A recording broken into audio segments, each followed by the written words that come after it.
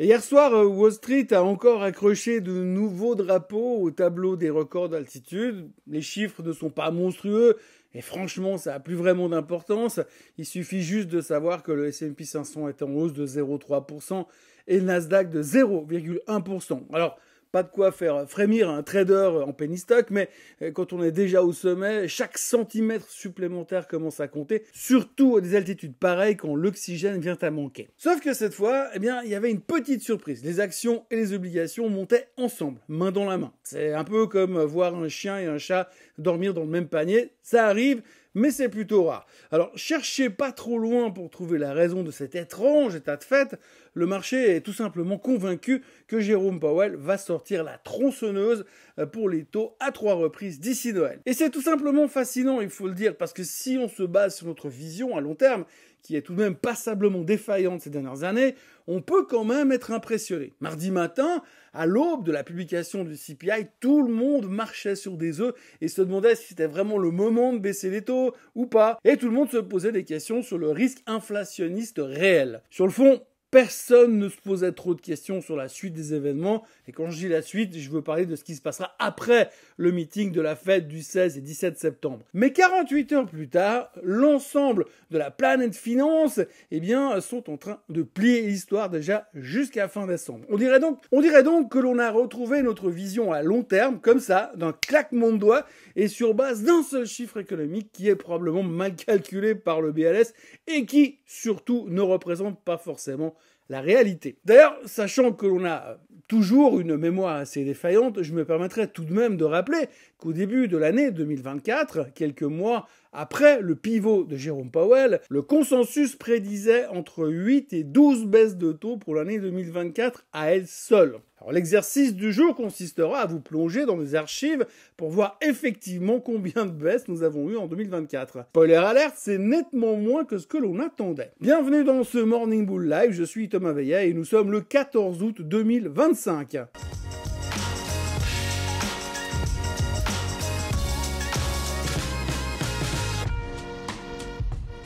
Alors avant toute chose, ce que vous allez entendre et voir dans cette vidéo n'est pas un conseil financier, c'est mon avis, mon analyse et parfois mon humeur du jour. Par contre, si vous voulez comprendre la bourse, là, vous êtes au bon endroit. À l'heure où je vous parle, 93,8% des gens qui sont interrogés sur le sujet pensent que la Fed va baisser les taux au mois de septembre. Baisser les taux de 0,25%. Et il y a même un petit 6,2% qui parie carrément sur un 0,5% de baisse de taux. Il faut dire que le secrétaire du Trésor, Scott Bessent, a été poussé en avant par son président, puisque depuis 2 jours, il est en train de faire de la baisse des taux son obsession personnelle. Le mégaphone économique de Donald Trump en a rajouté une couche hier, puisque selon lui, il faudrait tailler les taux de 1,5 à 1,75% d'un coup, rien que ça. Bessent, c'est pas une colombe, c'est un albatros à ce niveau-là. Et il a un argument tout trouvé, le marché de l'emploi est moins solide qu'il n'y paraît et la Fed est trop restrictive. Bon, par contre, il n'a pas parlé de l'inflation qui est en hausse de 4% par année sur les 5 dernières années, parce que ça, c'est beaucoup moins vendeur pour une baisse de 1,75%.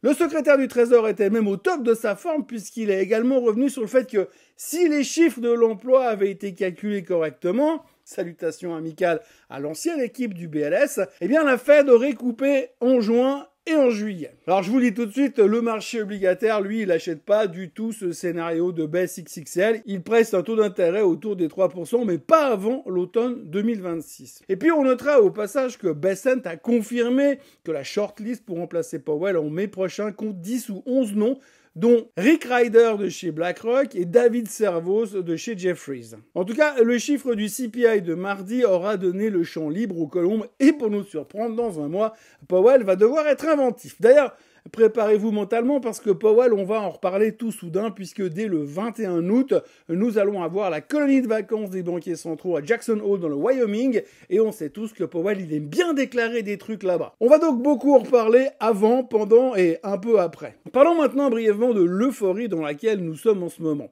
Alors on le sait, les marchés sont très hauts, au plus haut de tous les temps, les performances sont lunaires et les valorisations sont parfois un petit peu élevées. On parle régulièrement de bulle, il y a clairement un excès de confiance et les signes d'extension sont plus que visibles. Si j'en faisais la liste dans cette vidéo, elle durerait 3 fois le temps habituel. Mais en même temps, il y a le FOMO, la peur de rater le train et l'intelligence artificielle qui fait oublier la raison et la prudence tout en nous faisant également perdre les pédales lors de l'analyse des chiffres économiques. On le sait, les records boursiers donnent le sourire, mais si on gratte un petit peu en surface, on tombe vite sur des questions qui peuvent déranger. Et en ce moment, je vais être franc avec vous, on n'aime pas trop quand ça dérange, donc on évite de trop gratter. Même moi, en tant que YouTuber finance, je ne vous dis même pas le nombre de messages que j'ai reçus ces derniers temps qui me disent que je suis trop négatif et que j'ai rien compris. Alors, non seulement on veut que ça monte, mais on veut surtout que ça monte sans regarder ou sans même penser à ce qui ne va pas. Alors, si on prend le CPI de juillet, il a montré une inflation core, c'est celui qui est sans la bouffe et l'énergie, il est à plus 3,1% sur un an. Plus haut que depuis le mois de février et pendant que les prix des biens ont l'air de reculer. Bonne nouvelle, les tarifs douaniers font moins mal qu'au printemps. Mauvaise nouvelle, l'inflation reste au-dessus de la cible de la Fed et la croissance n'a rien, mais alors rien du tout, d'un feu d'artifice. Bonne nouvelle, le CPI classique était moins fort que les attentes. Mauvaise nouvelle, les entreprises retiennent encore la hausse des prix, ce qui nous sauve les fesses. Mais ce qui pourrait aussi engendrer de mauvaises surprises à l'automne quand les mêmes entreprises, elles vont ouvrir les vannes. Et puis alors, il y a aussi, et surtout, j'ai envie de dire, l'hyperconcentration. Oui, parce que c'est un fait, les marchés montent et c'est carton plein, mais pas tout le monde en profite. On va pas se mentir, on le sait tous, c'est la tech qui porte la baraque. Nvidia et Microsoft, à eux deux, pèsent désormais 15% du S&P 500, soit autant que les 332 plus petites valeurs de l'indice. Rien qu'en juillet, Nvidia a pris 13%, ce qui représente, en raison de son poids dans l'indice, la moitié de la performance du S&P 500 durant le même mois. Vous ajoutez Apple, Amazon, Alphabet et Meta, et vous avez 35% du poids de l'indice. En face, l'indice Equal Weight du S&P n'a pris que 5,4% depuis janvier. Le S&P 500 normal est à près de 10%. Merci Meta, merci Microsoft, merci Nvidia. Dans un indice qui est calculé sur le principe de l'Equal Weight, chaque valeur compte autant quelle que soit sa taille en bourse. Dans le S&P 500 Equal Weight, par exemple, Apple et la petite dernière du classement auront chacune 0,2% d'importance dans l'indice, 1/500e. Dans le S&P 500 classique, celui qu'on regarde tout le temps, qui est pondéré par la capitalisation boursière,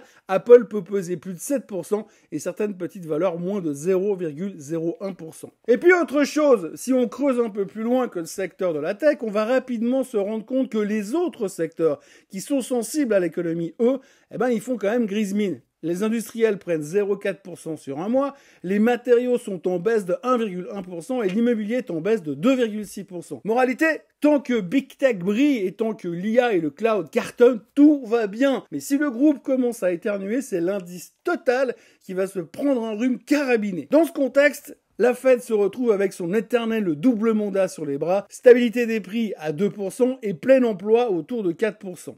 Aujourd'hui, l'inflation est à 2,7%, 3,1% encore, et le chômage stable à 4,2%. Donc de ce côté-là, le mandat emploi est rempli. Sauf que le dernier rapport a révisé les créations de mai-juin à la baisse de 250 000 postes, plus un qui a été perdu par la patronne du BLS. Et l'emploi, on le sait tous, c'est un indicateur retardé. Quand ça se dégrade dans les chiffres, c'est déjà en train de se péter la figure sur le terrain. Donc là, on a deux camps qui s'affrontent, ce qu'on appelle les backward looking. On regarde dans le rétro, inflation pas maîtrisée, emploi solide, on bouge pas pour l'instant. Et les forward looking, on anticipe, donc l'emploi qui faiblit, l'effet tarifaire ponctuel, on coupe tout de suite pour éviter la casse plus tard. Bessent est bien évidemment un fidèle du clan forward, il pousse donc pour un choc de moins 150, moins 175 points de base et veut un futur patron de la Fed qui agisse avant de voir la fumée. Powell, lui, il est forcément dans l'autre camp, mais il va devoir céder face aux récents chiffres de l'inflation qui ne sont pas si forts que ça. Même si au fond de lui, il doit rester une vieille crainte de voir repartir l'inflation à la hausse dès que les tarifs douaniers vont se déverser pour de vrai sur l'économie et la consommation. Et cette perspective de taux plus bas, elle met du carburant dans les petites capitalisations, puisque hier, le Russell 2000 a bondi de pratiquement 2%, un coût du capital réduit et une consommation de paix, c'est l'oxygène pour les small caps. Même ambiance du côté crypto et cannabis, tout monte et tout le monde se sert au buffet du risk-on. Côté entreprise, Cisco a publié hier soir des chiffres légèrement au-dessus des attentes et confirmé ses objectifs annuels. Forte demande en IA, partenariat avec BlackRock, Microsoft, OpenAI, mais l'action perdait 2% après la séance. À croire que pour l'instant à Wall Street, même un excellent bulletin scolaire mérite un peu mieux faire. Et puis surtout, le problème de Cisco, c'est qu'ils ne nous ont pas vendu du rêve. Ils étaient presque trop propres pour être honnêtes. En conclusion, les records d'hier, c'est plutôt le fruit d'une espèce d'alchimie fragile, l'obsession d'une fête plus douce, l'appétit délirant et gargantuesque pour la big tech et l'intelligence artificielle qui va transformer le monde et un marché prêt à ignorer les signaux macro mitigés. Mais la suite, par contre, elle va dépendre de 3 déclencheurs. Tout d'abord, les chiffres de l'emploi et de l'inflation à venir, le PPI qui arrive tout à l'heure, et les jobless claims de la semaine qui vont sortir également à 14h30. Et puis, il y aura également le discours de Powell à Jackson Hole la semaine prochaine. Troisièmement, l'issue ou l'échec du sommet d'Anchorage. En clair, hier, Wall Street a fêté de nouveaux records, le Bitcoin aussi, le SOX est presque au plus haut de tous les temps. Mais derrière le champagne et les cotillons, tout le monde garde un œil sur la sortie de ce cours pour voir si la fête continue ou si le videur qui s'appelle inflation, récession ou géopolitique, voire stagflation, vient couper la musique. Alors oui, je sais peut-être que je suis parfois trop anxiogène, mais mon job c'est aussi de vous présenter les faits qui soient bons ou mauvais. D'ailleurs, tenez, pour finir, si je vous montre ce chart. Eh bien, ce chart, ça n'est jamais arrivé avant. La capitalisation boursière du Nasdaq par rapport au PIB américain a atteint 105%, un record absolu. Ce ratio a quasiment doublé depuis le point bas du bear market en 2022 et se situe désormais à environ 40% au-dessus du niveau atteint lors de la bulle Internet de l'an 2000. On n'a pas seulement un record face au PIB US, mais aussi face au PIB mondial. Ce qui signifie que le Nasdaq concentre une part gigantesque de la création de valeur boursière à l'échelle globale, un signe de domination technologique, mais aussi de concentration extrême du risque. C'est un déséquilibre historique par rapport au cycle précédent. En l'an 2000, la bulle Internet avait éclaté peu après avoir atteint son pic, et en 2020, le Covid avait provoqué une correction brutale alors que ce ratio tournait autour de 90%. Aujourd'hui, on est bien au-dessus de ces niveaux, ce qui laisse planer la question, est-ce que l'histoire va se répéter ou est-ce qu'on est entré dans une nouvelle ère de valorisation permanente. En résumé, le marché hurle à l'euphorie à plein volume avec un risque de correction structurelle si la croissance des bénéfices ne suit pas. Même si l'économie et l'IA continuent de justifier ces niveaux, on pourrait aussi assister à une redéfinition durable des standards de valorisation. Et pour terminer cette vidéo, on n'oubliera pas non plus qu'il y a un autre dossier qui tient les marchés en haleine, voire le monde entier. C'est le sommet Trump-Poutine prévu ce vendredi à Anchorage, en Alaska. Trump menace donc de très sévères conséquences si Poutine refuse un cessez-le-feu. Son objectif, décrocher un second round de négociations avec Zelensky dans la pièce cette fois et faire avancer l'idée d'un sommet trilatéral possiblement en Turquie. Les Européens, Manu en tête, rappellent que seule l'Ukraine décide sur le Donbass et la Crimée. Poutine lui réclame les deux comme condition préalable. Zelensky refuse catégoriquement, y voyant un tremplin pour la prochaine offensive russe pour envahir l'Europe, bien sûr. Tout le monde s'accorde sur une priorité, un cessez-le-feu rapide, des garanties de sécurité béton et plus de pression si Moscou ne bouge pas à Anchorage. C'est peut-être le bon moment pour rappeler Bruno Le Maire pour qu'il vienne mettre les Russes à genoux. Voilà pour ce tour d'horizon du jour, des records, des certitudes fragiles et beaucoup de questions qu'on préfère parfois oublier. Mais vous le savez, ici j'essaie toujours de gratter un peu plus loin que les gros titres, alors si vous voulez continuer à suivre l'actualité des marchés sans langue de bois, avec un tout petit peu de sarcasme et beaucoup d'ironie, abonnez-vous à la chaîne Swissquote en français, activez la cloche, likez, partagez, etc., etc. Et puis n'oubliez pas, surtout, comme le dit le Dalai Lama, l'optimisme ne signifie pas que tu sois aveugle à la réalité de la situation. Cela signifie que tu restes motivé à chercher une solution à tous les problèmes qui se présentent. Bon, moi je vais chercher une solution pour faire baisser les valorisations avant qu'elles nous pètent à la figure. À demain. Bye bye.